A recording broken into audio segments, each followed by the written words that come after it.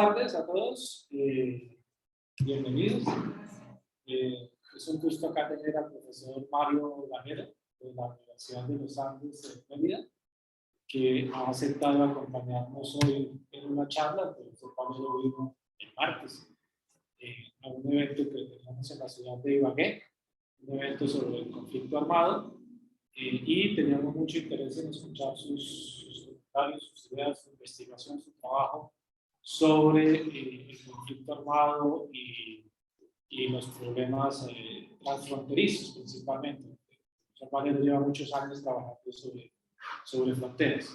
Entonces, pues es un gran gusto tenerlo acá con esta disposición tecnológica un poco precaria, ¿cierto? Pero el punto es que se logre transmitir y que pues, quienes están en YouTube o en Zoom escuchándonos, pues que puedan acceder también. Entonces creo que es como suficiente introducción. Yo los dejo con la información. Valero, ya solamente se trata de hacer esto un poquito así y ya, listo.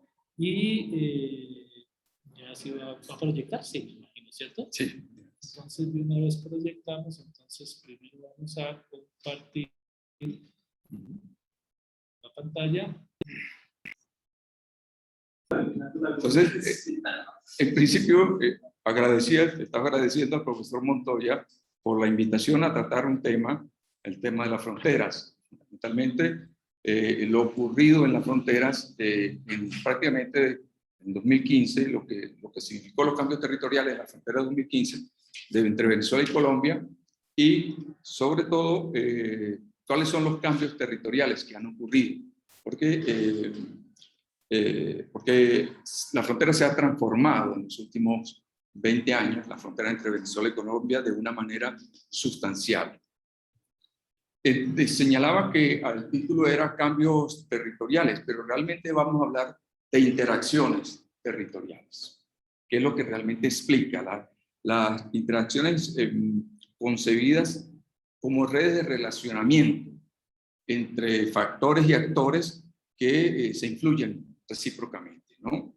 Y que se producen a múltiples escalas.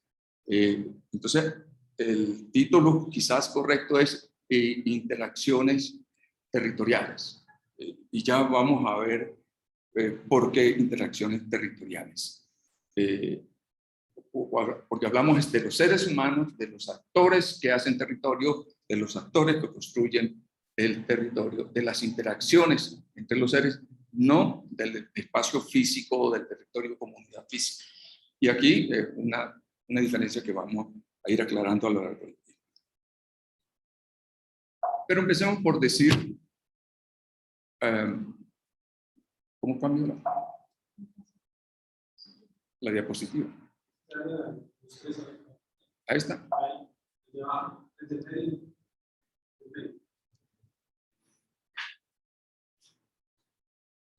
No.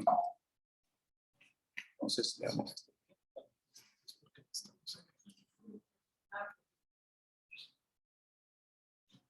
Ok.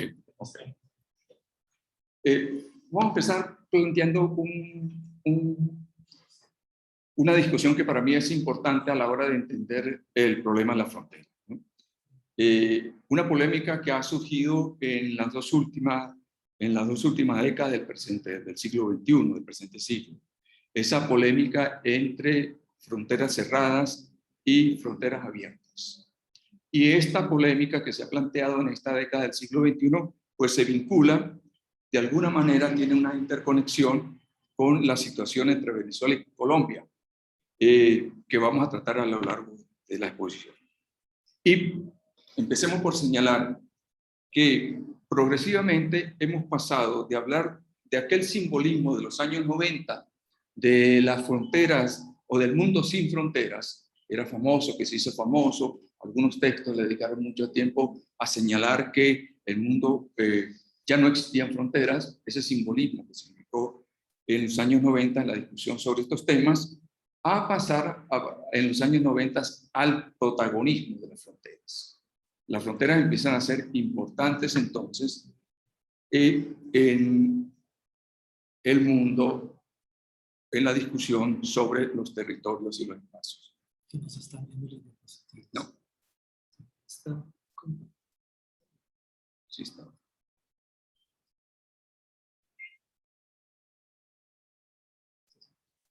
¿No? Es que ya tiene un pequeño.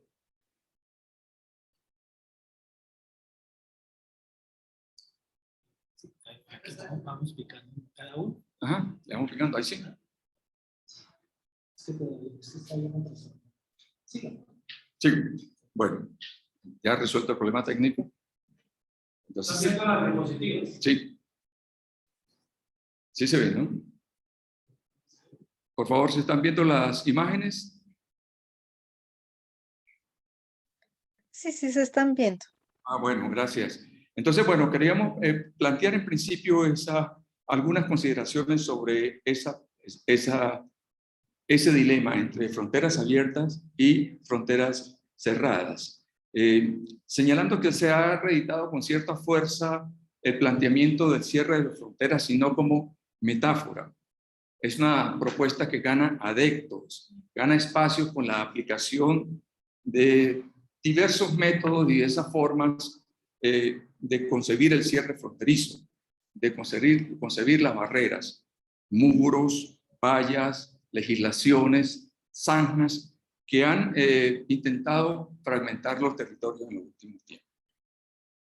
Este discurso sobre el cierre de las fronteras tiene un momento muy significativo, que es con la presencia de Donald Trump en la presidencia de los Estados Unidos, cuando empieza a señalar con mucha vehemencia la necesidad de cerrar sus fronteras, dedicarle, digamos, muchos recursos al levantamiento de muros. Pero no es solamente Trump, es también el cierre de fronteras del régimen de Nicolás Maduro, incluso anteriormente de Chávez, o es el levantamiento de el muro que pretende levantar Luis Abinader en República Dominicana con Haití, o las zanjas que estaban construyendo en Cochalne, primero para contener el tráfico de vehículos, el robo de vehículos, y luego se reedita a principios de este año para contener la migración. Entonces, ese es un elemento fundamental, los diferentes tipos, digamos, de barreras que se han implementado para en este ciclo. Estos son algunos ejemplos que quizás pasan desapercibidos. Este tema se discute o se discute no con la profundidad que requiere, pero que está tomando mucha fuerza. Y lo vamos a ver y lo podemos observar mucho como en América Latina ese proceso de reivindicación del cierre de fronteras se asocia también al proceso masivo migratorio venezolano en América del Sur. Muy marcado. Y si lo vemos en términos de números, podríamos señalar que en el año 90 se contabilizaron más o menos 16 muros en el mundo. En el 2018 los muros aumentaron y las vallas y las barreras aumentaron a un poco más de 70. Y un alto porcentaje se edificó en la segunda mitad del presente siglo. Entonces las barreras están ahí presentes en esa discusión. El discurso del cierre de fronteras generalmente se acompaña con la oferta de fronteras seguras, siempre argumentándose amenazas a los territorios. Y se entremezclan con problemas de narcotráfico, con terrorismo, contrabando, y generalmente se asocia a los movimientos migratorios vecinales. Y en otros casos se hace también con las crisis económicas. En el caso de Venezuela, muchos de los cierres de fronteras están asociados últimamente a justificar las crisis económicas nacionales. Una parte de los discursos nacionalistas, extremistas y populistas se centran en el cuestionamiento de las fronteras abiertas, enfocados casi siempre en estos discursos, muy frecuente en Europa, y vuelvo a repetir, muy frecuente en América Latina, en estos últimos años, de relacionar migraciones con fronteras, recurriendo a emocionalidades nacionales, a sensibilidades de identidad nacional, que justifican el cierre de fronteras. Amenaza de culturas, amenaza de homogeneidades culturales, para decirlo más claramente, y amenazas a identidades nacionales. Estas posturas han derivado en lo que nosotros ya comúnmente conocemos como son todos esos rasgos xenofóbicos que se han generado en diversas partes del mundo. No es exclusivo en nuestros entornos, es muy marcado en algunos países de Europa y ahora se empieza a ver con cierta frecuencia en América. Desde otra perspectiva, ¿qué proponemos? ¿Qué vemos? El otro debate, la otra parte es los que propugnamos los territorios nacionales sin barreras, que no es tan simple y lo calificamos como fronteras abiertas, que es complejo, pero que lo definimos a partir del establecimiento de relaciones e intercambios diversos. Fronteras abiertas no solo implica no tener barreras, sino implica un conjunto de acciones que conlleven a la solución de problemas conjuntos en los espacios limítrofes, a aprovechar las oportunidades de los espacios y de la gente, aprovechar, digamos, las potencialidades productivas de los espacios fronterizos. Cuando hablamos de fronteras abiertas, hablamos de la potencialidad de esas fronteras. Y desde esa posibilidad de fronteras abiertas, tiene una gran importancia las políticas públicas. Las políticas públicas, los enfoques geopolíticos de los estados, que vinculados a procesos de cooperación, a procesos de integraciones bilaterales y multilaterales, pero también a la valoración y reorganización de la gente en los territorios, de las comunidades. Ahí vemos entonces que hay una posibilidad de ver las fronteras desde otras perspectivas, de otras formas, desde otra perspectiva que no sea el cierre de fronteras y ese uso y esa manipulación que se hace de las identidades nacionales. Solo quiero plantear con esto algunos aspectos, porque considero que este es un debate que nosotros, por ejemplo, debemos dar entre Venezuela y Colombia muchísimo ese proceso de uso y aprovechamiento de los espacios de frontera. Y porque una frontera no es un obstáculo. Una frontera es un espacio de encuentro. Hay una expresión de Maroyer que a mí me gusta citar, porque Maroyer tiene unos textos muy bonitos sobre las fronteras, donde él dice que la frontera no es solamente el límite del territorio internacional, sino que los seres humanos vivimos en fronteras, transgredimos todas las fronteras y que la frontera es un factor fundamental en las relaciones humanas, ¿no? Maroyer señala, la frontera no es una barrera, ¿no?, sino un paso, ya que señala al mismo tiempo la presencia del otro y la posibilidad de reunirse con él. La importancia de esta cita de Oyer para mí es que no ve la frontera como territorio, sino la frontera de los seres humanos y la posibilidad de los seres humanos de encontrarse. Entonces, la frontera como paso que se contrapone a la división, a la oposición binaria de los territorios.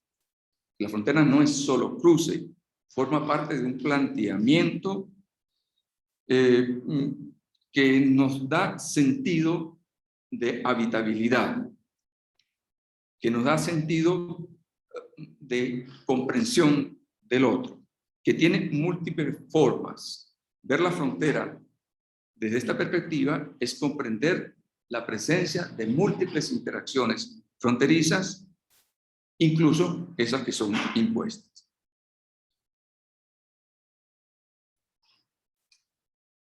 ¿Qué hacemos nosotros? ¿Cómo pensamos o cómo definimos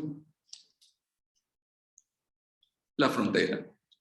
¿Cómo tratamos de conceptualizarla? Por supuesto, no, aquí no vamos a dar una clase teórica de fronteras, pero sí, en nuestras perspectivas, concebimos las fronteras como espacios organizados que forman parte de las estructuras organizativas de los seres humanos, de sus estructuras territoriales. La frontera es una forma de organizar el territorio. Y por supuesto, configurado en muchas confluencias y eventos, acontecimientos culturales, por supuesto, sociales, geográficos, políticos, geopolíticos, que le imprimen dinámicas socioespaciales y valoraciones ambientales de gran importancia. Quiero subrayar dos cosas aquí. Uno, la importancia esa socioespacial de las fronteras y la valoración ambiental. Todo espacio tiene una valoración ambiental. Pero de aquí deriva otra discusión sobre las fronteras, y es que generalmente donde no hay población, se dice, es una frontera vacía. Y eso es una cosa que empezamos a cuestionar. Porque el hecho de que no haya gente no quiere decir que sea una frontera vacía. Los geógrafos ambientalistas saben que donde no hay gente, hay siempre muchos nichos ecológicos que cuidar y que preservar.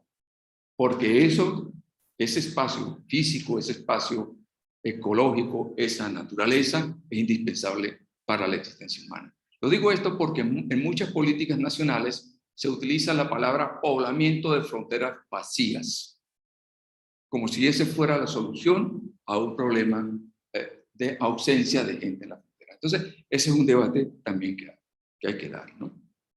Consideramos que las fronteras tienen un valor ambiental. Por su naturaleza cultural, la asociamos a delimitaciones, demarcaciones limítrofes diferenciadas, a vínculo de presencia organizativa, a político territorial, regida por leyes, normativas, así como a sus especificidades culturales, ¿verdad? Las especificidades culturales de Colombia, las especificidades culturales de Venezuela. Esas características las convierten al mismo tiempo como ámbito de encuentro. La diferencia es un ámbito de encuentro.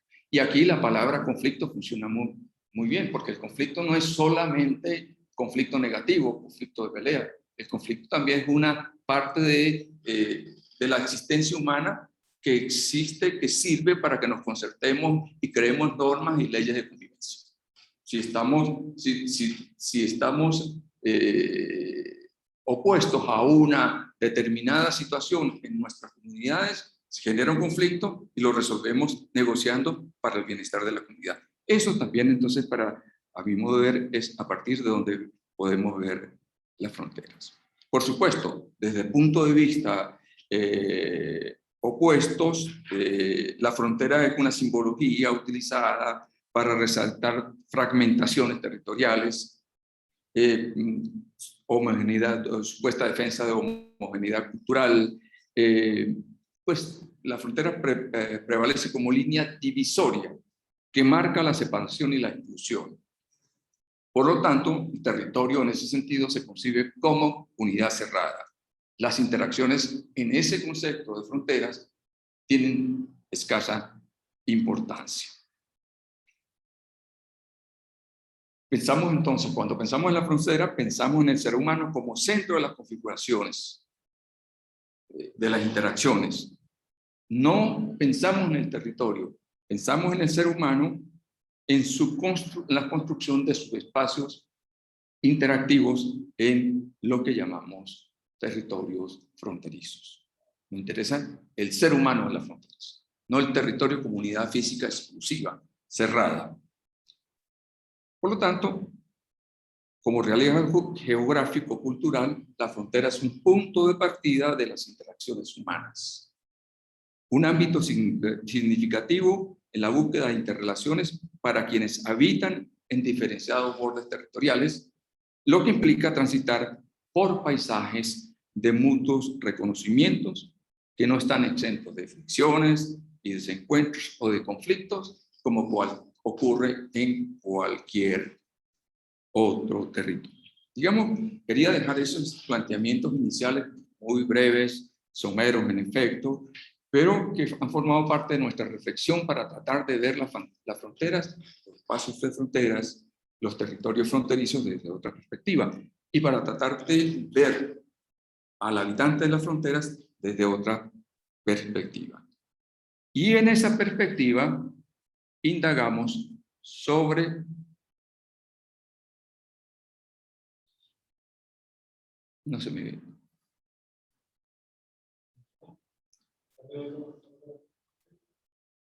Es que queríamos hacer una. Es que como en estas. Eso está en blanco. Eso. Queríamos ver esta primera, ¿verdad? Simplemente para mostrarlo.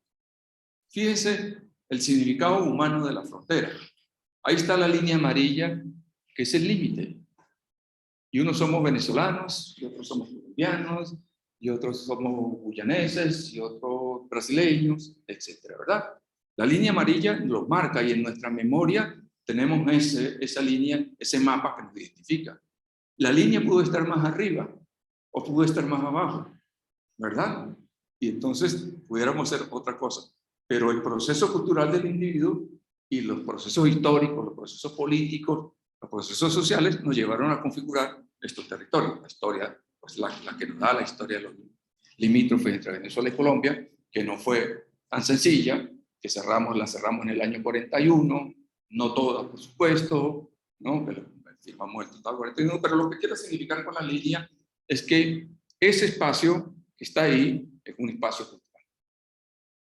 Fundamental, ¿verdad?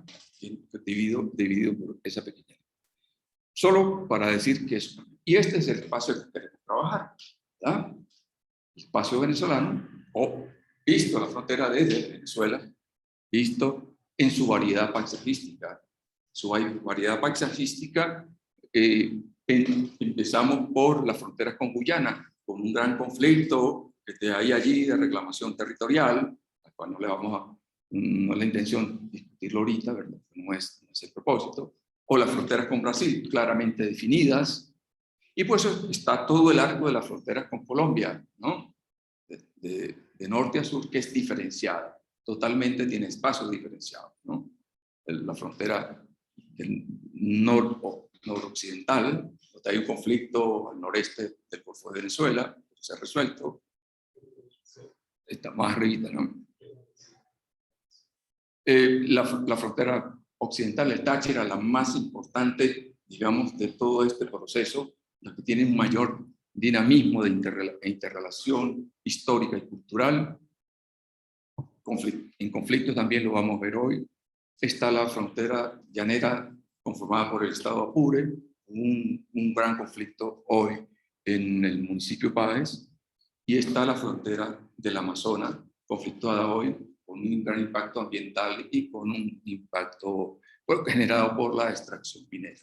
Si tenemos un paisaje diverso, distinto, complejo, cada ámbito requiere una perspectiva y un análisis particular para analizar. Bueno, este es un espacio, en el caso de Venezuela son 6 entidades o estados, como lo denominamos, que tienen sus contrapartes en los departamentos de Colombia. En el caso venezolano son 6 entidades, ocupa 600 y tantos kilómetros cuadrados, por lo tanto es considerable la ocupación de los espacios fronterizos.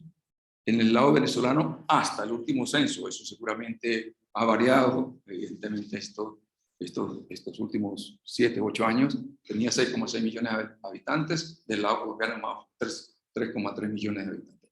Si ven los colores que ven la concentración de población, no está precisamente mayoritariamente en la frontera, ¿no? La concentración venezolana de población está al centro y al norte del país. Bueno, entonces, eso es el paso que nosotros analizamos, que estudiamos, que es complejo, que hay que estudiarlo por partes, que hay que verlo. Pero en principio vamos a tratar de revisar qué ha pasado con estas fronteras a partir del 2015. Pero no podemos dejar de reseñar qué ha ocurrido en años anteriores, por lo menos en esta década, 2 décadas del siglo XXI. ¿Por qué señalo 2 décadas del siglo XXI? Porque en estas 2 décadas del siglo XXI se va a generar un importante cambio en el uso geopolítico de las fronteras.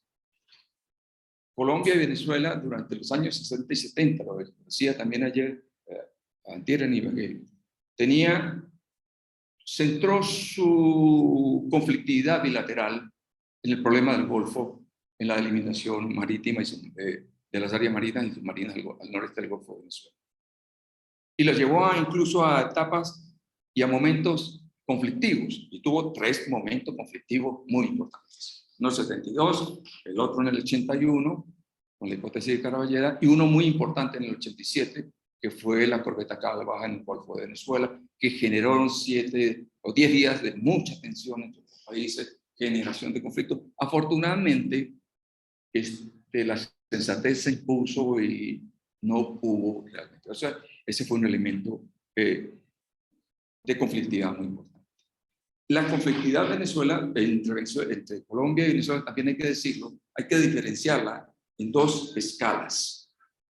Una cosa es la institucionalidad gubernamental y sus comportamientos en las relaciones que han sido conflictivas, más o menos intensas, y la interrelación que existe en las zonas fronterizas y los intercambios entre comunidades fronterizas. Que no, el conflicto interinstitucional no se refleja en las relaciones de la gente en las fronteras. La gente tiene otra visión de ese problema. Entonces, lo vemos de esa perspectiva. Entonces, observamos en primera instancia ese elemento que hemos señalado ahí como escenario geopolítico de la institucionalidad gubernamental venezolana. Y esa conflictividad gubernamental entre Venezuela y Colombia a partir del año 2000, 2003, 2004, tiene como epicentro la presencia de los grupos armados, paramilitares y guerrilleros en la frontera de Venezuela. Y la posición del gobierno de Venezuela en sus relaciones con los grupos armados. Lo planteo de esa manera porque así se comportaron y así hemos tenido una etapa de bastante conflicto en el año 2005, en el 2007, en el 2008 y en el 2010. Fueron años duros en las relaciones entre Venezuela y Colombia, pero fundamentalmente en el 2008, en que un desencuentro entre el presidente Uribe y el presidente Chávez, o el régimen de Chávez, lo llevó a un nivel de conflictividad mayúsculo por un conflicto guerrillero en Ecuador. Y ese elemento generó que Venezuela declarara la ruptura total de las relaciones con Colombia. Ya lo había venido haciendo, venía haciendo en años anteriores y en los años citados, rupturas parciales. Pero en ese año cierra fronteras, rompe relaciones completas y las fronteras se convierte en epicentro de las amenazas bélicas. Si ustedes acuerdan, aquella época en que el gobierno de Venezuela y Colombia estaban muy enfrentados a este problema guerrillero y el gobierno de Chávez decide romper relaciones y movilizar tropas fronterizas, tropas militares a las fronteras de Venezuela. Fundamentalmente a ese espacio dinámico que es San Antonio del Táchira, Ureña, que es de mucha y de una gran movilidad. Ya vamos a ver algunos. Entonces, ese es el primer escenario que nosotros vemos. Y vemos por qué. Porque esa acción y ese uso de las fronteras para una amenaza bélica va a significar el primer gran cambio de las interacciones territoriales entre comunidades fronterizas. Si bien es cierto, las otras parciales lo venían haciendo, sí, porque el primer cierre de frontera serio, tan serio, que las relaciones comerciales entre Venezuela y Colombia, que habían alcanzado más o menos, se habían mantenido al margen del conflicto, baja de 7 millones al año siguiente a 1 millón de dólares. Una cosa de 7.000 millones a 1 millón de dólares. Una cosa monstruosa. Y las comunidades a las comunidades fronterizas, la pequeña y mediana empresa, que era muy fundamental en San Antonio y Ureña, sencillamente entró en un proceso de quiebre profundo, porque además le prohibieron importar materia prima de Colombia. Y ese generó un intercambio fundamental en las interacciones fronterizas. Hay un cambio interesante, un cambio también en interacciones territoriales entre Venezuela y Colombia, que significó que tuvo su origen en el retiro de Venezuela de la Comunidad Andina de Naciones.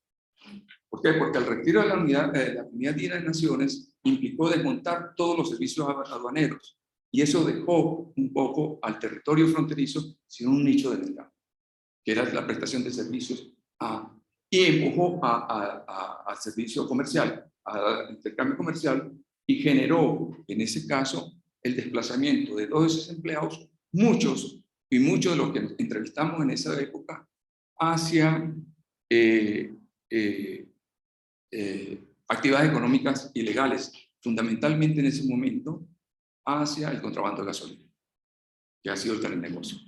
Bueno, entonces tenemos ese es un primer cambio territorial que nosotros hemos observado en esto. El segundo elemento que hace cambiar el segundo escenario o que observamos, o el factor que observamos como cambio territorial, es el desplazamiento de las políticas, de cualquier política de desarrollo económico para las fronteras, para sustituirlo por una política de militarización. Vale decir, el Plan Patria Soberana, el Estado Mayor Fronterizo Cívico-Militar, todo siempre justificado por el problema de contrabando, ¿no? Siempre. Entonces, pero sencillamente se trataba de sustituir cualquier política de desarrollo por proyectos militarizados de la frontera. Y evidentemente eso incidía mucho en el control del ciudadano de la frontera y la represión del ciudadano de la frontera. Eso fue un cambio fundamental en la política del gobierno de estos años. ¿Qué afectó eso? El escenario de los ciudadanos, el escenario de los habitantes de las fronteras. Es decir, empezó a afectar los ciclos cortos de movilidad. Lo que llamamos ciclos cortos es ese proceso interfronterizo que hay entre Venezuela y Colombia del movimiento de gente de un lado y otro. Hay ciclos cortos y hay ciclos largos en la relación entre Venezuela y Colombia. Los venezolanos que vienen de otras partes de Venezuela a comprar en Colombia, que eso crece mucho a partir del 2015, más de lo que ocurría, ese es un ciclo largo, y los ciclos cortos son los movimientos cercanos que se dan en las fronteras. Ese movimiento empieza a afectarse de una manera significativa, a generar otros cambios en la territorialidad fronteriza. Y por supuesto está el escenario complejo, complicado y delicado, que son la presencia de los grupos guerrilleros y paramilitares, que estaban hasta el 2015, bueno, todavía, pero eso ha variado, eso ha ido variando mucho, pero que estaban en un proceso de disputas por el control del territorio. FARC, ELN, paramilitares de toda especie, bandas criminales, que empiezan a dividirse, digamos, la disputa de la frontera. Y la presencia de los guerrilleros en Venezuela está muy apoyada, está muy soportada en sus relaciones con las instituciones legales de Venezuela, ¿no? Con el gobierno de alguna manera y con las instituciones. Bueno, digamos que ese cierre de frontera abre el camino para el intercambio, para las modificaciones de las interrelaciones bilaterales, que va a tener su punto máximo de transformación en el año 2015. En el año 2015 se decreta, Venezuela decreta el cierre de las fronteras. Ya lo venía haciendo parcialmente el señor Nicolás Maduro en el año 2014, pero el cierre desde el 2015 decide cerrarlo completamente. Y esto va a cambiar totalmente las relaciones. Totalmente. Va a cambiar el uso del espacio totalmente, el espacio interfronterizo. ¿En qué se fundamenta? el señor Maduro para cerrar las fronteras en un ataque que hicieron un grupo que se supone que era paramilitar, nunca se aclaró quién, a 2 soldados a 2 militares venezolanos. Pero la verdad que fue el justificativo perfecto a una crisis nacional, que ya la vamos a ver más adelante en números, que venía acechando ya a Venezuela. Una profunda crisis económica, una profunda crisis social y una profunda crisis política. Entonces, esos elementos, ese fue el elemento justificativo en un principio para después cerrar la frontera por un año y ya ahí empieza el primer cambio territorial de suma importancia. ¿Cuál fue el sector más afectado en este caso? Ese mapita que yo siempre utilizo por allí, ¿verdad? Porque ahí en ese que está, en ese sistemita que está puesto ahí, ese sistema de gran movilidad de población fronteriza entre Venezuela y Colombia. Históricamente, ¿no? Históricamente. Ese es un espacio de la mayor movilidad, incluso algunos la han calificado como la frontera más dinámica de América Latina, ¿no? Esa relación, y en algún momento casi se dio. Pero el 2015 genera ese cambio, lo genera el cierre, la valla, el impedir que los habitantes de frontera se muevan, intercambien, interaccionen, y ya es un cambio territorial importante. Pero es que el 2015 tiene un hecho que yo lo he repetido mucho, porque me parece que tampoco se ha evaluado y se ha estudiado con mucha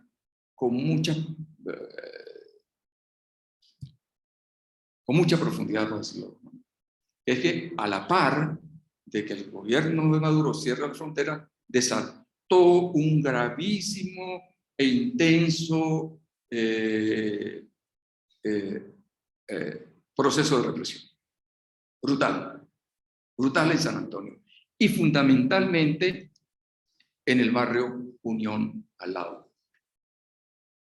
Con unas acciones de verdad, no voy a calificarla, ustedes le pongan el nombre, que significaba, por una parte, marcar las casas de la gente en el barrio. Con una D, las que había destruido, ¿no? No, las que había destruido, las que había que destruir, y con una R, las que habían sido revisadas.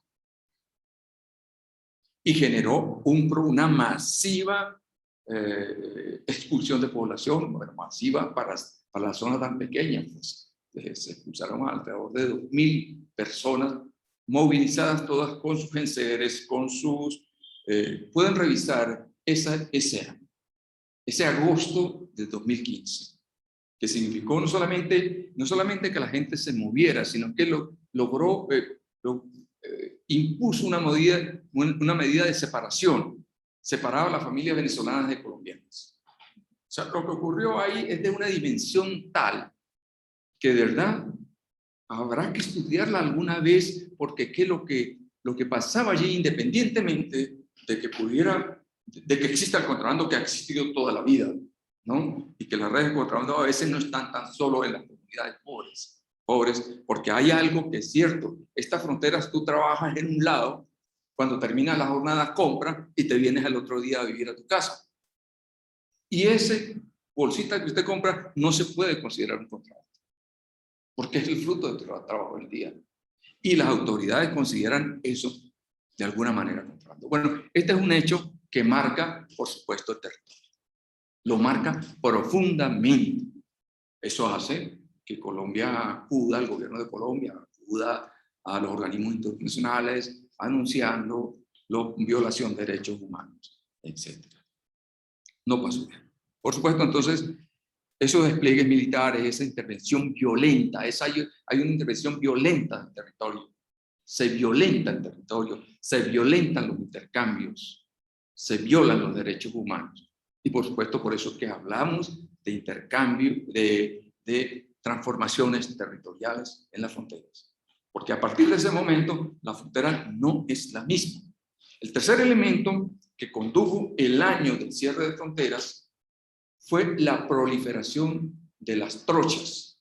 La trocha es una palabra muy bonita, que uno lo usa cuando va para el sendero, pero allí tiene una connotación bastante terrible. Terrible. Más de 300 trochas en un solo. Pero esto que está ocurriendo en el Táchira está ocurriendo en Arauca también al mismo tiempo, en Guadalito, en La Victoria, y está ocurriendo en Puerto Santander y Boca de Grita. Es decir, lo que estoy utilizando el Táchira como ejemplo, pero ocurre más o menos en todo. La proliferación de trochas es el otro gran cambio territorial que genera el cierre de fronteras. ¿Por qué? Porque las trochas eran utilizadas por los grupos delictivos para todo tipo de contrabando. Controlados en principio por bandas delictivas y algunos grupos guerrilleros. Pero es que aquí la trocha crece porque la gente, en la necesidad de las interacciones en estas fronteras tan dinámicas, tan ricamente dinámicas en lo humano, las inducen a tomar las vías ilegales para sus procesos interactivos, para sus interacciones.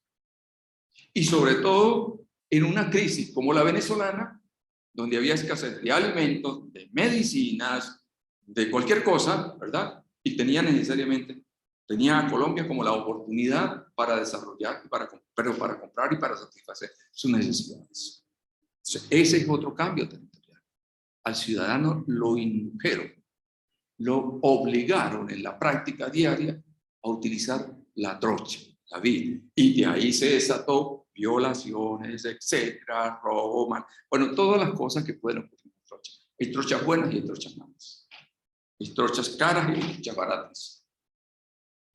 No sé si aquí alguien ha pasado por una trocha, pero habrá visto lo que significa transitar por la trocha. Así vayas con el paraco o el guerrillero más seguro que te está pasando y que le está pagando en la trocha VIP, el escenario, el paisaje es tan oscuro, tan duro y tan difícil. Bueno, ese elemento es un cambio profundo en la territorialidad de la frontera entre Venezuela y Colombia, que yo creo que en los próximos años hay que. Después vamos a tener, Venezuela y Colombia después va a tener unos 5 años de paz. Después de los insultos, abren un año la frontera, se ponen de acuerdo los gobiernos, pero claro, por una razón fundamental, ¿no?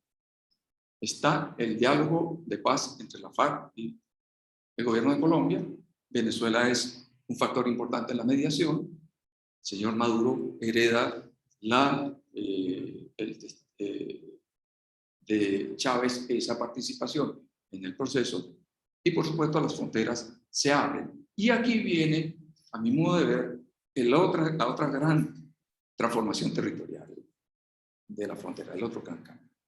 Porque aunque se vende el criterio, la política, o se publicita o se señala que la frontera se abrió, realmente lo que se hizo fue abrir unos pasos. Yo creo que se me vino. ¿Sí? Bueno, estas son las trochas, ¿no? Realmente se me ha olvidado pasar, se me olvidó, pues aquí están parte de las trochas, ¿no? Esto es una vista lejana, porque adentro no se pueden tomar fotos, es muy difícil, ¿no? No se puede, ¿no? Está después una camarita con, ¿cierto? Y aquí saliendo a la parada la gente de la trocha, ¿no? Esto es sencillo, realmente esto es movimiento de gente constante, ¿no? Pero, ¿qué generó? ¿Cuál es el otro gran? ¿Cuál es el otro gran cambio en la frontera venezolana-Colombia? Que el gobierno las abre. Nunca vamos a volver a tener aquella imagen que les han transitado fronteras en que pasaban el puente a cualquier hora, iban, venían, etcétera. Esa interacción que conectaba los puentes, en este caso Simón Bolívar o Santander o cualquiera de los, o Unión o el puente de Arauca. Sino que vamos a empezar a ver solo pasos peatonales permitidos, que va cambiando las normas. Todos los días cambia quién puede pasar y quién no puede pasar. Y en este caso, se van a implementar un conjunto de barreras, vallas y obstáculos para el control del paso fronterizo en ciudades, en todas las ciudades y en núcleos muy cercanos a las fronteras. Este es el caso de San Antonio. Las vallas arriba, bueno, observar las vallas en plena avenida que comunican San Antonio y La Parada. Y cómo empiezan a colocar estructuras metálicas para que la gente se mueva. Eso también tuvo una doble finalidad. Ya la vamos a explicar cuál fue la otra finalidad. Pero esa, en principio, era controlar la movilidad de los ciudadanos. Y en torno a esas vallas que se construyeron en la ciudad, para que no se viera la masiva concentración de población, también se generaron núcleos, los llaman colectivos decentemente en Venezuela, de control del territorio. Los colectivos que controlan una cuadra, los colectivos que controlan aquella valla, los militares que controlan esta que está grande. Vamos a ver pues toda esa fragmentación de la ciudad. Es una fragmentación urbana, es una fragmentación del espacio urbano, ¿no? Que pretende controlar la vida y la movilidad del ciudadano. Y que genera la otra gran cosa, terror y temor. Porque pasar por ahí en un momento determinados era horrible, ¿verdad? Es realmente quien lo hemos pasado por ahí, ¿verdad? Pero eso tenía otro propósito. Eso tenía, además del control, porque nunca controlaron el contrabando. Horrible. Porque el contrabando realmente siguió, el contrabando de gasolina siguió. No hubo ningún control ciudadano. Esas vallas cumplieron otra función. Esta, la de diluir visualmente la presencia masiva de venezolanos en el año 2016. El año 2016 es un año muy fuerte en Venezuela, muy duro, etc. Pero es el año en que la gente decide inesperadamente irse del país. Realmente el proceso migratorio venezolano, lo explico rápidamente, ya lo vamos a ver con una gráfica. Tiene una primera fase, 2005 a 2014. Realmente la migración venezolana crece, se duplica. Ahorita vamos a la cifra, eran 300.000 y llega a 600.000. Y la gente que migra fundamentalmente en ese momento, gente profesional o clase media, que se va del país por múltiples razones, con dos destinos. En América del Sur lo va a tener hacia Chile. La gente empieza a irse a Chile y a España. Realmente son las rutas, ¿no? Aquí no. Aquí la migración va a ser masiva hacia...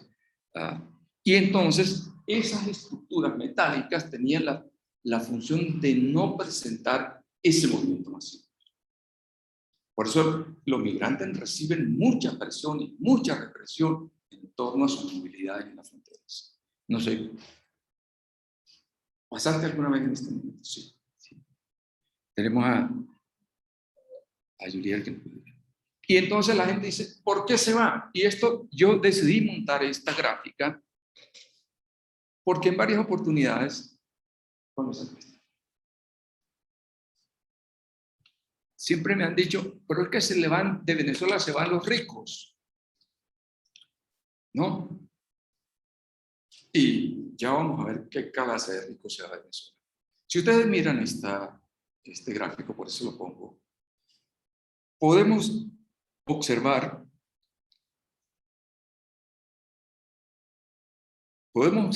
los números, digamos los porcentajes de pobreza en el año 2016, 70%, 2017, 87%, 2018, 90%. ¿Dónde salen esas encuestas? De una institución muy prestigiada en Venezuela que se llama Universidad Católica de Venezuela, la Universidad Católica Andrés Bello, perdón, que tiene una encuesta que se llama ENCOI, que es muy seria, que tiene la medición de esto. Y si vemos las otras cifras, ¿cuáles son las segundas? El desabastecimiento de medicinas. Ahí vemos los porcentajes que sobre desabastecimiento. Vemos los porcentajes y miren el salario, está en bolívares para 2017 y 2018, ¿verdad? Estoy tratando de conseguirlo aquí para no pegarme a la pantalla. Fíjense la proporción entre el salario recibido en los años siguientes, 16 y 17, y el costo de la canasta básica. Lo ven ahí, para no repetir la cifra, ¿verdad? Es brutal. Pero el otro número brutal, y solo puse el de la inflación, el 17, el 16. Mire el incremento del 17 y mire a dónde se fue el 18. 1.800.000% de inflación. A ver, se van los ricos de Venezuela. ¿Quién soporta una inflación en ese momento? Entonces, claro, se genera un proceso de migración masiva y unas condiciones sociales muy brutales. Ahí están los datos, no de cualquiera, ahí tienen los datos de la FAO, ¿verdad? Sobre el hambre en Venezuela. ¿Cómo creció?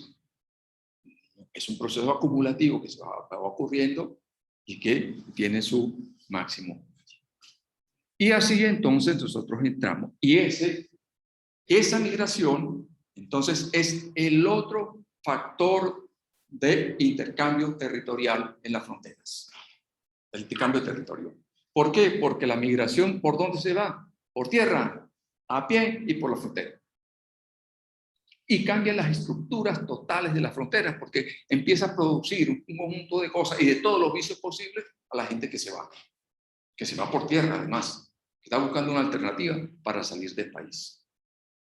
El impacto de la migración sobre los intercambios territoriales en Venezuela, en la frontera venezolana, es bastante significativo. Bueno, entonces aquí vemos cómo ese impacto que va quedando en la frontera va creciendo muy violentamente, muy rápidamente, muy aceleradamente. Muy, muy fuerte, ¿verdad? Ese es el impacto fronterizo, ¿verdad? Ese es un impacto fronterizo.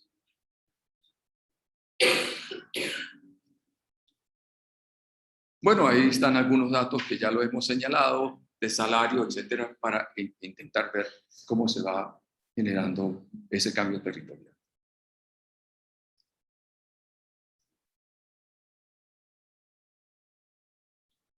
Y esta es la evolución de los inmigrantes, ya bien todo el mundo las conoce, en Colombia, está como ha evolucionado, pero con una característica importante, ¿no? La migración en Colombia tiene dos destinos. Por supuesto, una que va a causar impacto importante, que es la gente que se queda en las fronteras, ¿no? ¿Por qué? Porque la gente que se queda en las fronteras, aquí está distribuida por departamento, ¿no? Traímos por municipio para no fastidiar mucho con los números. Pero fíjense cómo cada lado empieza a recibir gente que se queda allí, que va a competir por cuáles espacios.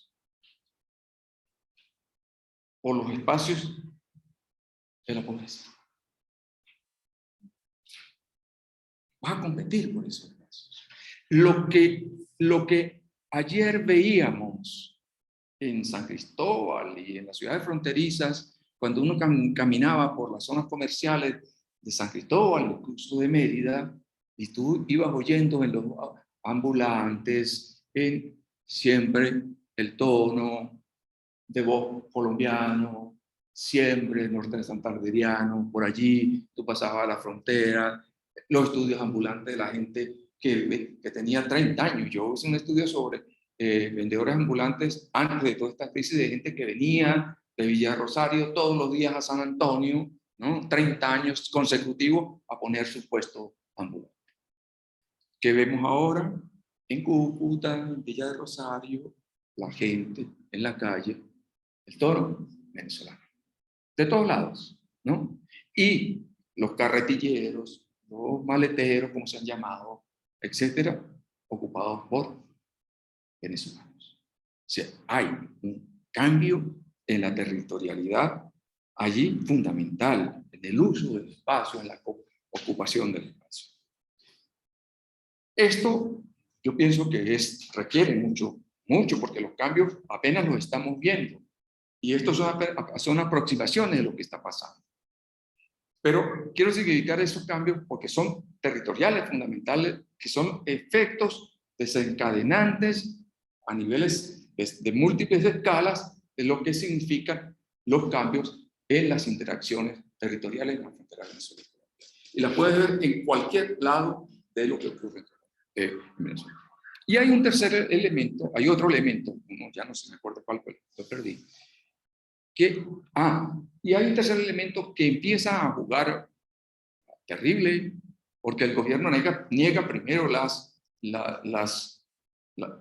migración, dice que es una conspiración, que Colombia está montando una campaña para desestabilizar al gobierno, por eso monta las vallas y las barreras, entre otras cosas, califica a los vendedores ambulantes de turistas, los llama lavaposetas del propio Maduro en cadena nacional, dejen de lavar posetas, lo llaman, bueno, de todos los tipos, ¿verdad?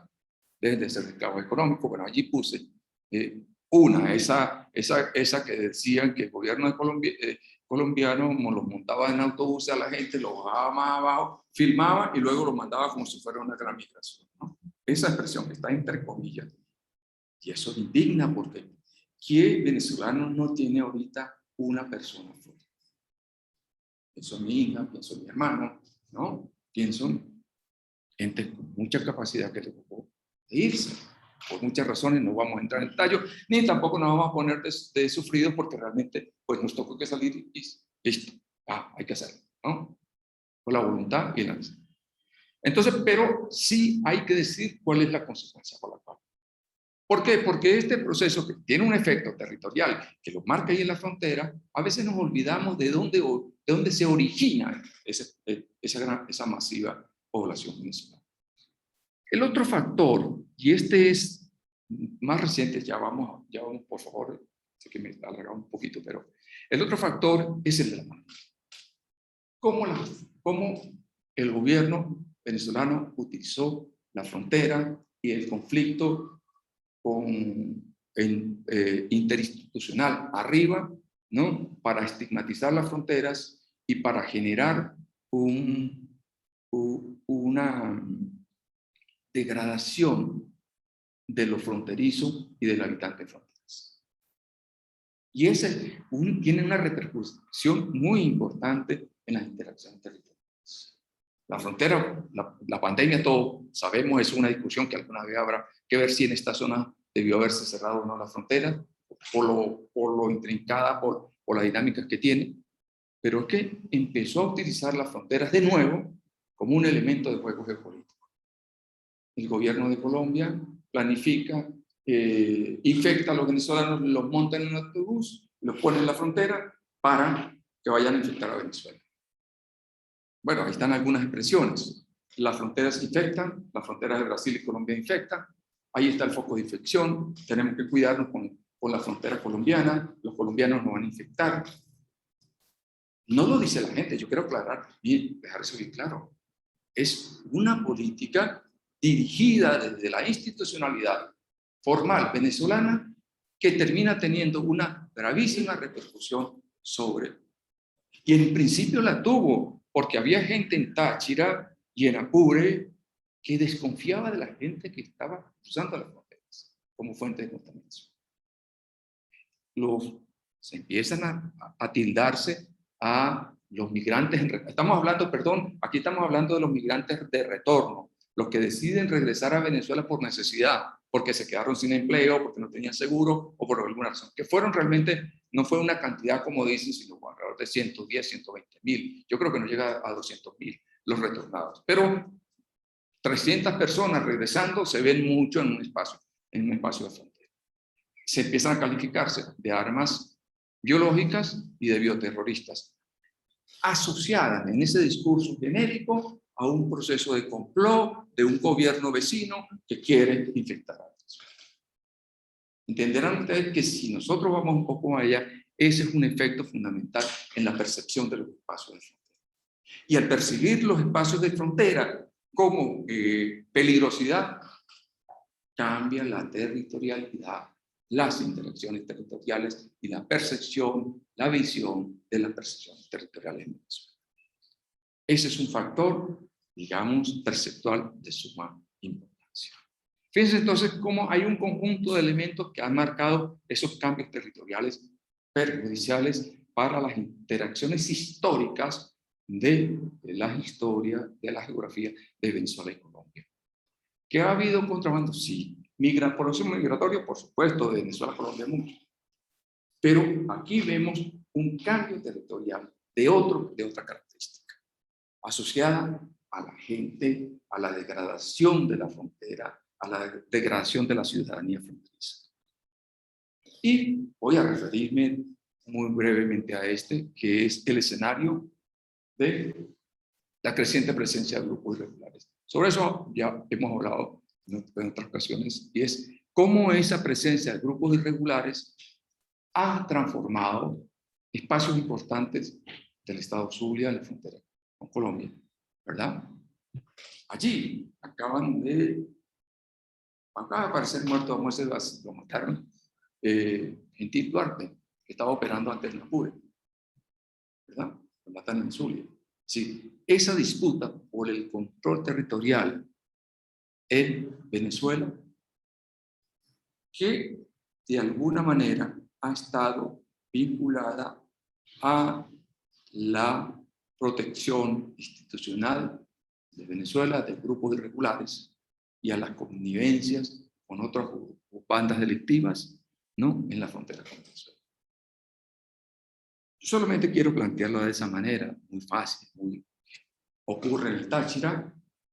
Vemos cómo ahora no hay paramilitares en el Táchira, pero sí hay, no hay sustancialmente, que tenían dominio de parte importante del Táchira. Ahora está el Ejército de Liberación Nacional dominando casi todo el estado, y eso a partir de 2017, y eso tiene una explicación también institucional, que por ahora es una hipótesis y no la voy a señalar muy preciso. Y por razones que alguien sabe que no lo sé. El otro gran conflicto es municipio para Estado, ¿verdad? Entonces aquí quiero también detenerme así un poquitico. Hay un fuerte conflicto, muy fuerte allí, entre disidentes de la FARC, el Ejército de Liberación Nacional y el Ejército venezolano. Eso tiene unas implicaciones también institucionales de apoyo, historias de apoyo institucionales a la guerra, reparto de territorio en esta zona, etcétera. No voy a entrar en detalle, solamente voy a mencionar una cosa. El ejército venezolano tiene allí ahorita tiene una importante presencia. Tiene unas implicaciones geopolíticas muy importantes en esto del conflicto con Colombia, ¿no? Con la situación conflictiva de Colombia. Pero el gobierno de Venezuela no habla de guerrilleros, ni habla de grupos paramilitares. Y entonces ha creado varias siglas. La última que crea se llama TANCOL, ¿no? Estamos atacando los TANCOL. No dice guerrilleros, no dice TANCOL. El TANCOL son terroristas, narcotraficantes colombianos. Entonces la operación se llama TANCOL y así la venden en todo el país. O sea, está diluyendo para conectar ese problema entonces con el presidente de Colombia que dirige las TANCOL, ¿no? O sea, es un elemento significativo en todo este proceso de interpretación de las territorialidades fronterizas. Lo dejo porque también es un tema complejo, vamos a llamarlo delicado, para dejarlo allí, ¿no? Y el otro gran escenario de conflicto es el Amazonas, ¿no? El Amazonas y el Estado Bolívar, pero en el caso de Colombia nos interesa el Amazonas. Yo voy a presentar esta gráfica que es de un grupo Sojo Orinoco que ha hecho una extraordinaria labor en todo este proceso de llevar al detalle lo que ocurre allí, que está asociado a la extracción de oro. En Venezuela, el gobierno decretó una cosa que se llama arco minero, supuestamente para ordenar la extracción de minerales, y terminó siendo un espacio de suma conflictividad, de una brutal transformación, de impacto ambiental de una manera desproporcionada, y de igual manera es un espacio de disputa entre grupos guerrilleros de todo tipo, bandas criminales de todo tipo, planes, etcétera, etcétera, etcétera. Es un factor muy, muy delicado el del Amazonas. Es una complejidad enorme. Creo que las cifras son más o menos, ese territorio ahorita está en conflicto y entran en conflicto 13 grupos armados. ¿No? Creo que Sojo Orinoco creo que tiene 13, contabilizado 13 grupos armados entre Bolívar y Amazonas. Con una característica, una gran conflictividad con las comunidades indígenas que habitan en la zona. Allí hay realmente bueno, digamos que esos son los elementos que a mi modo de ver están generando unos cambios muy importantes en las interacciones territoriales entre Venezuela y Colombia. Es una complejidad enorme, quería plantearla en esos términos, sí. Pero como yo siempre soy optimista con Venezuela, soy optimista por siempre, porque además hay que serlo, porque el optimismo nos ayuda a vivir. Yo pienso que sí, que las cosas pueden ser distintas. Concluyo con una reflexión sobre las fronteras. A pesar de toda esta conflictividad, porque además lo hemos visto, yo apuesto por esto, por revalorizar y resignificar las fronteras, las interacciones territoriales en las fronteras. Yo creo que eso, a pesar de todo esto, sigue siendo estas fronteras entre Venezuela y Colombia, sigue siendo un espacio importante de encuentro humano. Más allá de la conflictividad, hay una ruptura institucional, pero hay un espacio de encuentro entre las relaciones fronterizas en la gente. Entonces, yo apuesto a que estudiemos las fronteras como un espacio, una revalorización del cruce, de la interacción, de esos elementos culturales que han definido, con todas las diferencias que podamos tener, ¿verdad? De esas interrelaciones. En definitiva, se trata de defender, de apostar por los paisajes de la ciudadanía fronteriza, que son espacios fundamentalmente de encuentro. Con fricciones, con conflictos, sí, ciertamente. ¿Quién no lo tiene? ¿No? ¿Qué espacio, dónde espacio no hay? Pero lo apuesto realmente por los paisajes de la ciudadanía fronteriza. Bueno, muchas gracias por oírme.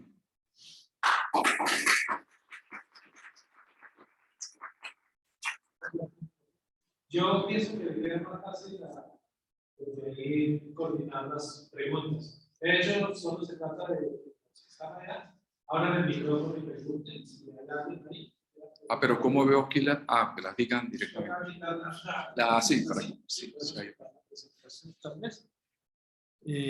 Dejar de presentar.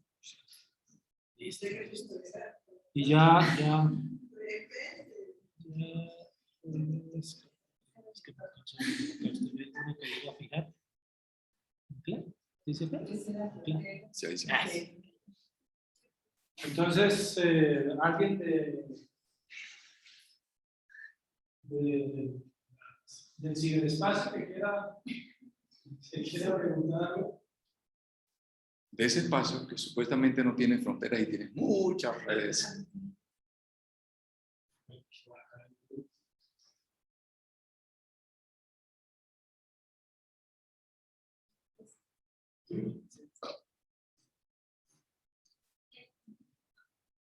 Bueno, dígame. Yo tengo una pregunta. Es como de la dinámica mundial. Pues entonces no le interesa en Colombia, pues también.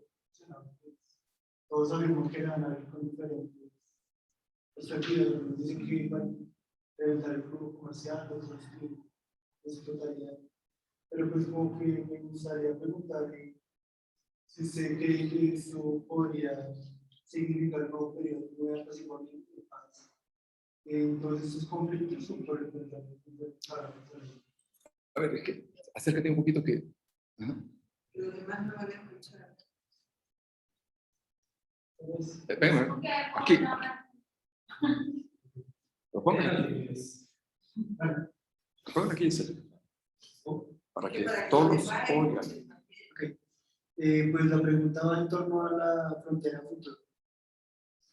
Que en 2 días inician las elecciones en Colombia, pues la mayoría de los candidatos mencionados hablan de la apertura de las fronteras con diferentes finalidades. Algunos para incrementar el intercambio comercial, otros hablan de normalizar toda la relación. Entonces, digamos que la pregunta va en torno a que si usted es optimista en cuanto a que esto significaría un nuevo periodo como de disminución de los conflictos o por el contrario, de los valores lanzados a la ley. Bueno, esa es una pregunta que debemos...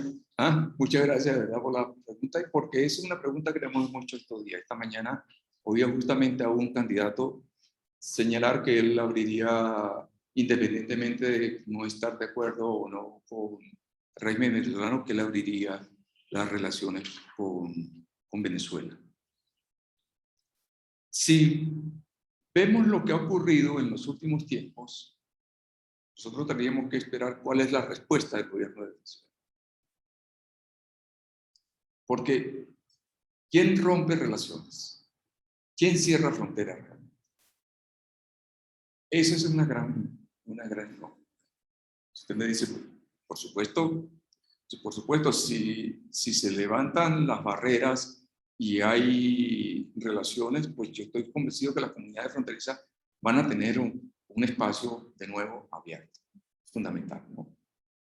¿Por qué? Y además con mucha otra potencialidad, ¿no? En Táchira, en Apure, en Amazonas, Zulia, en Táchira fundamentalmente en todo el estado, se paga con pesos, todo con pesos colombianos, ¿no? Y usted dirá, ¿qué tiene que ver eso con el cambio de relaciones? Pues porque va a generar un proceso de mucha movilidad de comercio con mucha mayor intensidad. Atención, que no es que no se haga, ¿no? Las grandes mafias tienen el comercio, a pesar de la frontera, lo tienen controlado. Entonces, yo lo que en este sentido, pues soy prudente en la respuesta, por la reacción que pueda tener el gobierno de Venezuela. A lo mejor le convenga, a lo mejor no le convenga, cuando le ha convenido las abre, cuando no le conviene la cierra, cuando la quiere utilizar, las utiliza, y va a depender mucho también, yo creo, del resultado de la elección. Sí. No me atrevo a más allá porque el gobierno de Venezuela es impredecible. Ok. Gracias. Bueno, yo tengo, pero primero, felicitarlos sobre todo por lo que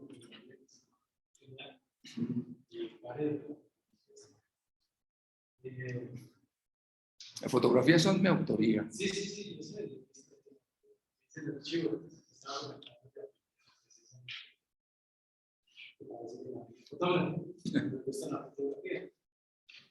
Pero yo tengo varias cosas, estaba recordando a Michel Foucault, precisamente, ciertos comentarios.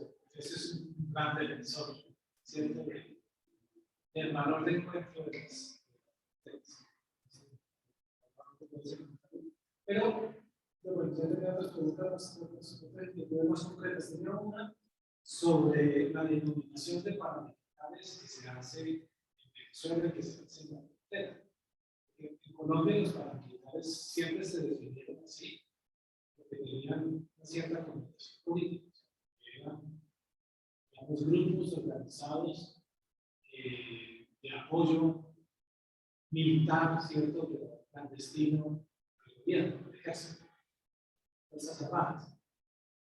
Y claro, en Venezuela se tomó la revolución simplemente para subrayar que era un grupo de ultraderecha, ¿cierto?, que iba a Venezuela a partir del gobierno izquierdo de Venezuela. Esa era la narrativa del gobierno venezolano. Lo que me parece curioso es que se haya quedado la narrativa, porque finalmente me pregunto, ¿actúan estas bandas armadas? Realmente son bandas de narcotráfico, de destrucción, patreros, etcétera, etcétera, pero no actúan con una intencionalidad política en Venezuela, ¿o sí? Para que tengan la categoría de paramilitares. Bueno, hay que remontarse a la historia de la presencia de autodefensas colombianas cuando penetran territorio venezolano con el objeto de combatir la guerrilla. Esa es su primera, y lo hacen en Estados Unidos. Allí es la primera presencia de estos grupos. Y luego hay otros grupos que se van calificando de paramilitares asociados a los carteles de la droga, los rastrojos, los durabeños, etc. Y que se van clasificando todos como en grupos paramilitares. Fíjate una cosa curiosa, porque es que los colectivos, por ejemplo, la Fuerza Bolivariana, una guerrilla venezolana, no se califican como paramilitares. Sí. O las otras bandas criminales no se califican como paramilitares. Exactamente. Una clasificación. Claro, pero en la discusión que teníamos, el profesor Cairo el lunes también, y creo que lo planteaba a charla, pero eso miércoles, que surgía un poco. La discusión que teníamos es que, digamos, que algunos plantean el fracaso del proceso de paz económico. Decía un poco esto, depende qué era lo que cuál era la intención. No puedo hablar del fracaso del proceso de paz sin evaluar los objetivos de quienes adelantaron el proceso de paz.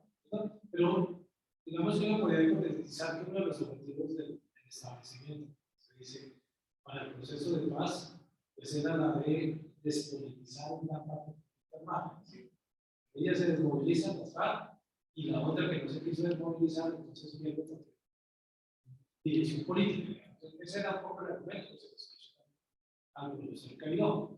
Pero el punto es que estas bandas en Venezuela, estos paramilitares de la frontera, y aquí en Colombia, pues ya tampoco están actuando en una acción política. O sea, uno puede decir el clan del Golfo, ¿cierto? Es un aparato armado como lo eran las autodefensas AUC, los años 90, tienen ni la misma organización, ni las mismas instituciones, ni las mismas relaciones, ni con la población, ni con el Estado. Entonces también queda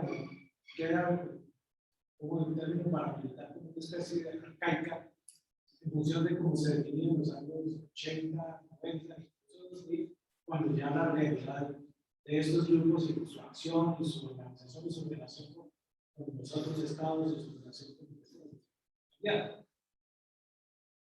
No, pero que tienes razón, absoluta. Incluso ese mismo proceso va ocurriendo en Venezuela, paralelo. Exactamente, con la guerrilla pasa lo mismo y con los grupos paramilitares. Primero porque ya empiezan a no tener la misma funcionalidad y calificación, por decirlo de alguna manera, como originariamente eran al principio, ¿no? Sino que ellos también se van acoplando. O sea, tú de repente, y mi experiencia en Apure, por ejemplo, ¿no? Era como los grupos guerrilleros tenían controlados diferentes espacios, hasta aquí llego yo, hasta aquí llegas tú, hasta aquí llega el FBL, hasta aquí llega el ELN, hasta aquí llega la FARC, ¿no? Y nos tocamos. Pero es que entonces ibas a Táchira y tú veías cómo los grupos paramilitares te controló en la zona sur, en el Nula no tocó a la FARC, ¿no? Pero me deja quieto el Piñal.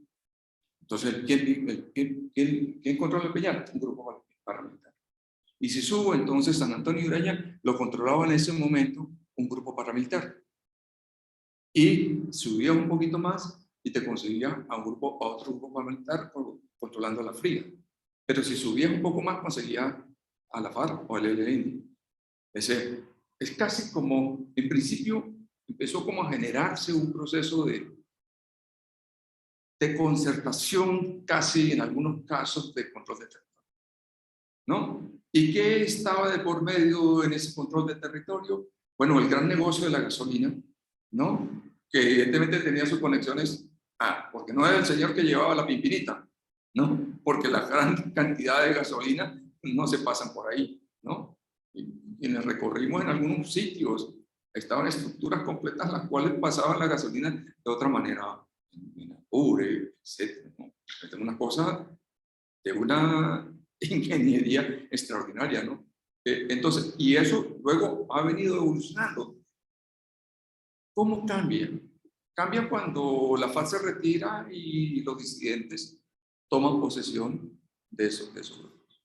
Y el ELN empieza a disputarse con los disidentes de su territorio. Y detrás de eso, el gran negocio, las rutas de narco. Y en Amazonas, el gran negocio, la explotación del oro. Pero tiene razón, o sea, han cambiado en función, pero se van llamando de igual. Nosotros no cambiamos las categorías. Y que nosotros no hemos cambiado la nota. Y bueno, y por eso le digo yo, de hecho, que esto es un asomo de lo que está ocurriendo desde 2015. Esto requiere una profundización, porque la mayoría aquí son peores, ¿verdad? ¿Sí? Entonces, saben que los cambios territoriales, ¿no? Son densos, hay que seguirlos mucho, hay que verlos dónde están, cómo se generan, qué es lo que está pasando, cuál va a ser el resultado, ¿no? Quizás hemos asomado una visual, digamos, de esos intercambios. La segunda pregunta que tenía es la de los cambios territoriales. Chana, pues, escribe, explica, mira muchos cambios territoriales en el lado relacionado, etc. Lado colombiano también son simples. Hay necesidad, digamos, de mirar. Claro. La necesidad de mirar los impactos territoriales en Colombia. Claro. Por ejemplo, yo creo que si miramos el censo 2005, que miramos 18, y miramos el comportamiento de todos los municipios de la frontera, Claro. deben ser todos los municipios que han crecido muchísimo población comparada con el resto del país, donde pasa el crecimiento de la población. Bueno, te vi unas cifras ahí, pero es que no, el cambio territorial no es solo la presencia, ¿no? Sí, no. Es lo que ocupa, lo que modifica, lo que cambia en la conducta de la gente, incluso hasta los factores culturales que van cambiando. Porque, ¿qué es lo que tú, por ejemplo, que habría mucho que estudiar desde el lado colombiano? No solamente, no es el tachirense que ha tenido una histórica relación, histórica relación con Colombia. Es la presencia de mucha gente. Muchos pueblitos que nunca. No, y del centro del país. Ver gente del centro del país, ahora en Cúcuta, vendiendo, etcétera. A ver, ese es un impacto también importante, ¿no? Lo fue en la época importante de la migración colombiana a Venezuela, ¿no? No era la gente solo la que venía a ocupar, a hacer el trabajo del café, o la importancia que tuvo en la transformación, en la producción de café a finales del siglo XIX, y la importancia que tuvo en ese desarrollo, sino también la importancia cultural que generó gente de otros lugares de Colombia que pasaban por la frontera. Unos se quedaban, otros seguían, ¿no? Entonces, esos son impactos territoriales y impactos territoriales que pueden ser negativos o positivos. La migración siempre es positiva de todas maneras, independientemente que tenga sus lados fuertes. Pero es el impacto que va generando ese proceso que generan las transformaciones del territorio, las interacciones territoriales, que los cambios que va generando en términos geográficos la territorialidad, cómo esa territorialidad va cambiando, generando procesos de apropiación de espacios, de apropiación de modos de vida, transformaciones en modo de vida. Que, por supuesto, esto empieza a ocurrir mucho en el 2015 y apenas estamos en el 22, o sea, todavía hay mucho que tejer sobre eso, ¿no? Muchísimo. Esa es la última parte que estaban discutiendo sobre la apertura de las fronteras. Que no se trata solo de abrir las fronteras, sino, de hecho, las fronteras han estado medio abiertas, pero yo conocí a alguien, por ejemplo, que era, no sé, por ejemplo, en 2008, en la época venezolana, en 2005, había montado un taller de manufactura. Ropa, porque había un mercado importante en Venezuela y vendía las tachas, etc. Pero después, cuando vienen los cierres de frontera, y eso se acabó. Sin embargo, esa manufactura, una empresa que yo conozco, no desapareció. Cuando vi me pregunta, ¿y ahora dónde venden? Para Madrid, al otro lado del país, o buscar nuevos mercados, incluso convertirlos en los mercados hacia los mercados del interior. Entonces, sí, pero la frontera se puede abrir, pero no significa ni que los venezolanos que traen sus capitales a la política colombiana, ni que los colombianos que tenían inversiones abiertas a nivel nacional, pues vayan a abrir. O sea, no cambia sustancialmente. Primero. Bueno, tengo como muchas ideas y tal vez como anécdotas también, ¿no? Escuchando un poco, profesor Mario, recordaba, porque yo crecí en frontera, nací en San Cristóbal y luego parte de la licencia crecí de Colón, La Fría, Segundo, Negrita, y bueno, soy hija de padres colombianos, por supuesto que la dinámica nuestra era constantemente estar pasando la frontera. Y recuerdo un poco los paisajes, ¿no? Cómo han ido cambiando desde el punto de vista económico. Recuerdo que más o menos para principios de los 90, sobre todo en la zona de Puerto Santander, pues lo común era encontrar productos típicos colombianos que la población colombiana iba a comprar justamente para adquirir pues, la ropa típica colombiana, o sea, ese tipo de cosas, ¿no? Sin embargo, luego empieza a cambiar eso, también porque empieza a cambiar un poco la economía venezolana, ¿no? Y las necesidades de los venezolanos de una población que siempre en frontera fue importante por el tema del consumo. Los venezolanos siempre nos fronteras para comprar en la frontera colombiana una cantidad de productos.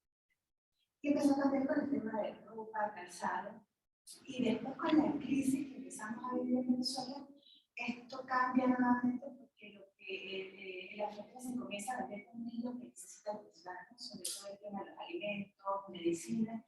Y una de las razones que también siempre me llamó la atención y nunca supe realmente qué pasaba, y considero que un tema delicado, es el tema de la venta del efectivo.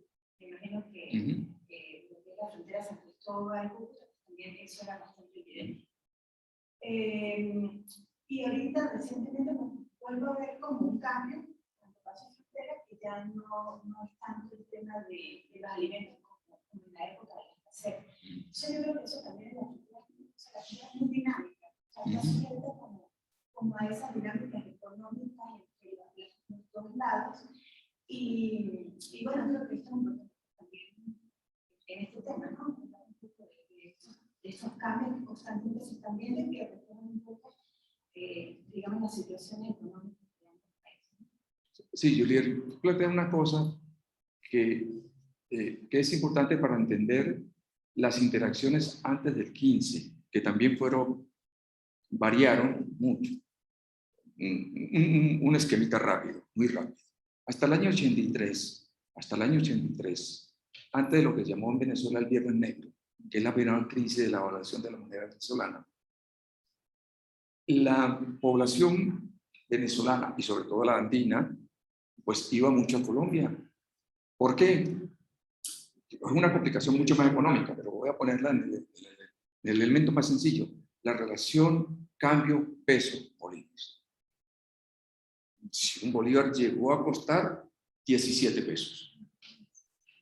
Después del año 83 viene el altibajo, porque eso va a fluctuar de acuerdo a la moneda. Pero antes del 83, los venezolanos iban a comprar un conjunto de productos de todo tipo, pero los colombianos venían a San Antonio a comprar línea blanca.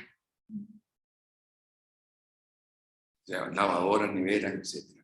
Ese era un intercambio. Y luego va a variar, incluso va a cambiar la propia estructura de San Antonio cuando empieza ya, para el colombiano no es rentable venir a comprar línea blanca. ¿Qué hace? Entonces, sencillamente, sigue. Hay momentos de altibajo que va a depender mucho del cambio de la relación peso-bolívar que va a tener en relación con la devaluación de la moneda venezolana, etcétera, etcétera.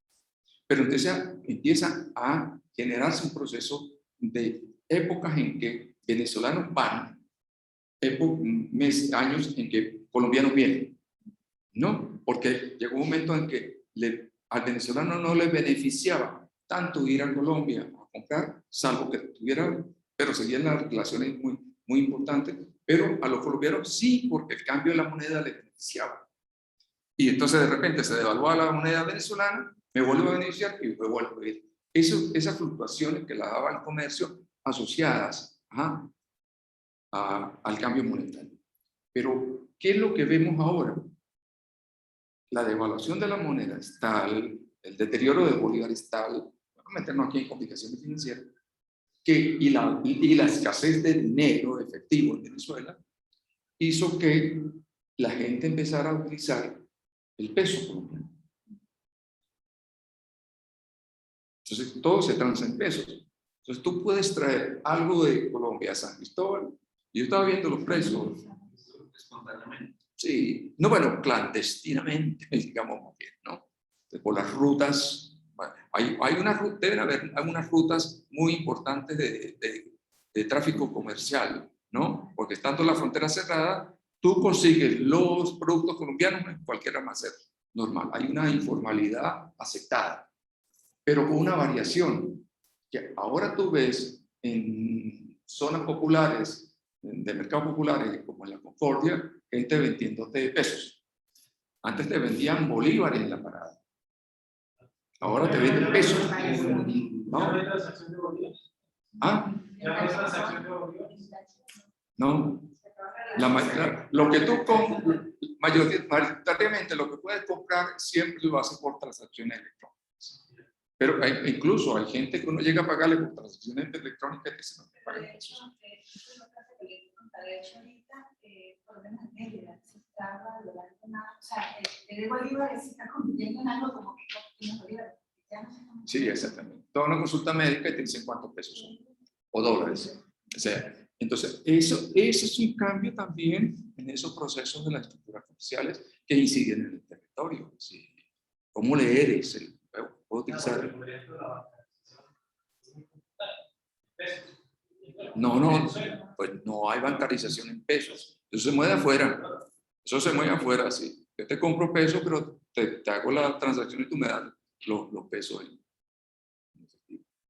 Pues, mi pregunta iba más como los acercamientos que ha tenido Estados Unidos, las pronunciaciones sobre volver a hacer como abrir el mercado de Venezuela, otra vez desde el petróleo, otra vez como conflicto que hay entre Rusia y Ucrania.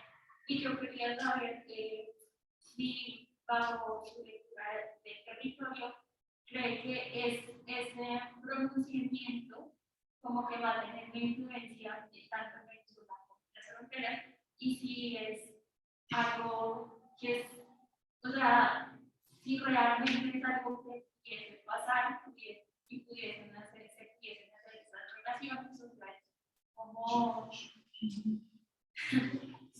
Sí, el problema, volvemos a lo mismo, ¿no? Es Estados Unidos ya, y de hecho anuncia algunas medidas, ya creo que le aprobó a una empresa petrolera, Chevron, otra vez, que pudiera hacer. Es que eso no sea paralelo, esa parte no ha sido paralizada del todo, ¿no? Las acciones se han afectado, ¿no? Pues, negarlos también sería un absurdo, ¿no? Pero, ¿qué ocurre? ¿Qué pone en escena todo esto del petróleo con Estados Unidos y el campo de producción? Sencillamente la guerra con Ucrania. Y ahí el pragmatismo funciona. Voy a necesitar petróleo, necesito más acercarme a un posible suplidor. Porque si tú lees, aquí sí solamente hay que ver, igual que como en las relaciones con Colombia, las lecturas. Sí, te digo a Venezuela, tú sigues siendo dictador, no te reconozco, pero te voy a abrir. O sea, ¿cómo evaluamos eso? Es que es complejo para mirarlo, ¿entiendes? No te invito a la Cumbre de la América, pero vamos a ver qué podemos levantar. O sea, es una incertidumbre que en este caso, lo digo responsablemente, hay que verlo en el día a día. O sea, emitir una opinión porque de repente tú ves a un vocero que te dice, no, mira, eso no es así, nosotros no vamos a reconocer a la presidencia Maduro. Pero por otro lado dice, te voy a abrir el petróleo. Te lo abro, pero te pongo condiciones para que cumplas con los acuerdos que va. O sea, tú empiezas a tejer y entonces hay como una telaraña ahí que no termina de cuadrarse. Es igual como cuando, por eso te decía, cuando el amigo preguntaba por los candidatos, ¿no? Y los he oído, ¿no? Entonces una telaraña que tú no terminas de entender, porque dices, sí, este señor es un dictador, etcétera, etcétera. Tenemos razón, tiene todas esas características, pero a su vez hay que abrir porque las relaciones comerciales, sí. ¿Cómo tejer esa telaraña? Entonces hay que esperar a que llegue para poderla analizar, ¿ves? Entonces, te digo porque le permiten, van a abrir el petróleo, van a abrir, sí, seguramente lo van a hacer porque lo necesitan, pero a su vez le dicen no te invito para la Cumbre de las Américas, porque tú eres dictador, ya te reconozco. O sea, ¿cómo ver esa telaraña? Hay que dejar que avance para poder realmente emitir una opinión responsable. Por lo otro va a ser especulación y también va a depender de lo que haga uno u otro gobierno, de cómo responda su reacción, ¿no? Entonces, no me atrevo a decirte porque realmente hay que ver cómo va a evolucionar ese tipo de cosas para ser franco. O uno podría decir, no va a ser así, etcétera. O ponerme a especular y esto serían unas hipótesis, incluso las hipótesis siempre son buenas, pero serían unas hipótesis irresponsables en este momento cuando no está muy claro ese tipo de cosas. Cuando uno oye un día una cosa y el siguiente otra. O una noticia aquí y aquí otra cosa contraria. Entonces eso hay que tenerle como hay que llevarlo a pulso, hay que esperar los resultados de la elección colombiana, hay que ver qué va a pasar en Venezuela con Biden y todo este tipo de cosas, si se va a reagrupar, si se va a rehabilitar la mesa de negociaciones, si eso va a incidir, o sea, es todo como un poco como muy pesado, ¿no? Muy pesado para emitir una opinión realmente. O sea, Si alguien que esté en el Zoom quiere intervenir, simplemente abra el micrófono porque no estamos mirando y no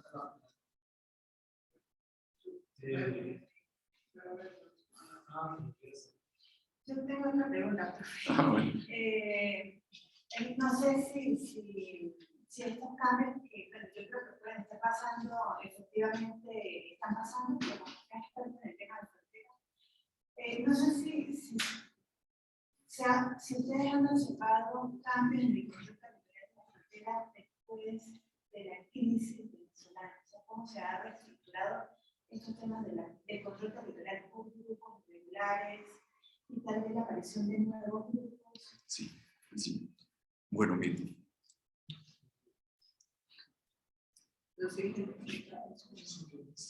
Lo estamos viendo. Sí estamos viendo procesos de transformación de posicionamiento de territorio en Táchira, por ejemplo. Y en Apure, por supuesto. Sí los hay. El surgimiento de nuevos grupos también. Nuevos grupos. Y cambios fundamentales en algunos maneras de la frontera por parte de la gente. ¿Qué estamos haciendo? Más bien te voy a decir qué estamos haciendo. Vamos a hacer un estudio comparado. Vamos a tomar dos municipios y vamos a hacer un estudio comparado con Costa Rica, con México, Guatemala y Venezuela, donde vamos a revisar una metodología que nos permita ver cómo están funcionando las informalidades, o para ubicarlas en el término adecuado, están emergiendo en estos tiempos, ¿no? Y entonces incorporé San Antonio y Táchira para solamente de ahí evaluar esos cambios. Porque lo que les decía al principio, hemos visto todo esto que hemos ¿Qué ha ocurrido? Estas cosas que hemos señalado aquí están ocurriendo. La hemos visto, la hemos evaluado, la hemos corregido, pero necesita una mayor profundidad de estudio para poder determinar responsablemente cuáles son. Hay unos cambios ya, los que hemos visto, el control del territorio, las movilidades, etc. Ahora, ¿cómo va a repercutir eso en un futuro cercano a esos impactos? ¿Cómo ha impactado la migración en esos cambios? ¿Cómo ha impactado la presencia económica, cultural, etcétera? Sobre todo queremos verlo, por eso hemos decidido tomar la línea de lo no formal, ¿no? Vamos a estudiar los circuitos no formales de relaciones, ¿no? Para un poco ver hacia dónde, porque es muy reciente. Ustedes saben muy bien como investigadora que los resultados de esas cosas son a largo plazo, hay que darle mucho más. Y tenemos una dificultad sí, bastante importante en el caso venezolano, que es la opacidad de las cifras. Tú sabes que en Venezuela no hay cifras de nada. Eso es lo que hay que recogerlo es a pulso, a entrevistas, a caminos verdes, etcétera, para poder tener información. Pero en efecto sí hay un impacto profundo. Una última cuestión que se me ocurre es un poco más teórica que me ayuda a la geografía política. O sea, parece que hemos escuchado esta semana una alusión recurrente a las fronteras, si hubiese una medicalización del estudio de las fronteras en el interior de la geografía política. Bueno, sí, estamos ahorita, incluso vamos a hacer una cosa por el caso de geografía política y los nuevos retos de la geografía política. Va a salir un texto colectivo. Y en efecto, ese es uno de los planteamientos nuestros desde el punto de vista de la reflexión un poco más teórica, la importancia que ha adquirido las fronteras, no solamente en la geografía política. Creo que hay en los últimos 20 años, de verdad, hay una eclosión sobre la importancia de los estudios fronterizos, ¿no? Sí lo hay, y fundamentalmente. Y hay unos nuevos planteamientos en la geografía política que se cruzan con la geografía cultural y algunos que lo estamos intentando incorporar el paisaje como un elemento fundamental de los estudios de la frontera. Porque, claro, no solamente el estudio político de la frontera, ¿no? Sino es el estudio de la frontera como un elemento. Entonces, si tú ves el territorio, y el territorio fronterizo lo es producto de la configuración humana. Y el territorio, ¿qué es el territorio? Pues son las interacciones. ¿Y cuál es el rostro del territorio? Como diría un amigo mío, el rostro del territorio es el paisaje. Entonces tú no puedes incorporar el concepto del paisaje, lo veas desde el punto de vista de la política o la cultura, de estos procesos de interacciones. Porque al fin y al cabo, el paisaje es el resultado de las acciones del ser humano en su construcción de territorios. Entonces, evidentemente, sí, y de una factura importante los estudios de frontera están muy